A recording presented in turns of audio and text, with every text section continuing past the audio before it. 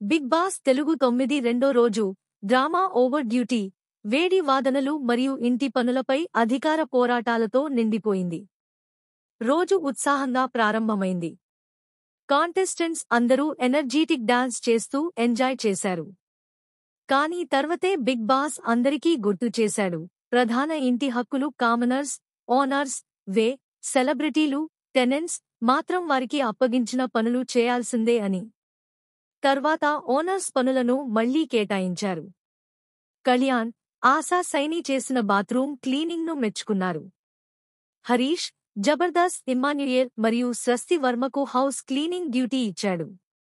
ధీమన్ పవన్, ఋతు చౌదరికి మళ్లీ dish washing duty ఇవ్వాలని కోరాడు.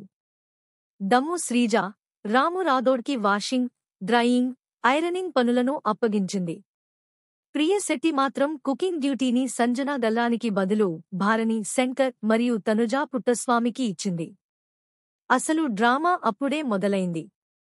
ప్రియ కుక్స్ కిచెన్ టేబుల్ శుభ్రం చేయరని చెప్పడంతో మాస్క్ మ్యాన్ హరీష్ ఘాటుగా ఎదురు వాదించాడు. ఇప్పటికే ఇమ్మాన్యుయేల్ మరియు స్వస్తికి ఎక్కువ పనులు ఉన్నాయని, కుక్స్ కిచెన్ టాప్ కూడా క్లీన్ చేయాలని పట్టుబట్టాడు. దీంతో ఓనర్స్ మధ్య వేడెక్కిన వాదోపవాదాలు జరిగాయి. చివరికి అందరూ కలిసి సుమన్ శెట్టి లేదా సంజనా కిచెన్ టేబుల్ క్లీన్ చేస్తారని ఓకే అయ్యారు.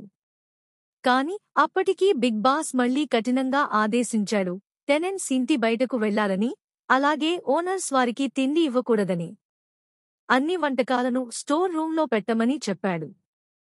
ఈ ఎపిసోడ్లో హరీష్ వేడెక్కిన వాదనలు, ఓనర్స్లో పెరుగుతున్న అనిశ్చితి, అలాగే ఫుడ్ రిస్ట్రిక్షన్స్ వల్ల టెనెంట్స్లో అసహనం హైలైట్ అయ్యాయి. రాబోయే రోజుల్లో ఇంకా పెద్ద క్లాష్లు జరగబోతున్నాయని ఇది స్పష్టంగా చూపించింది.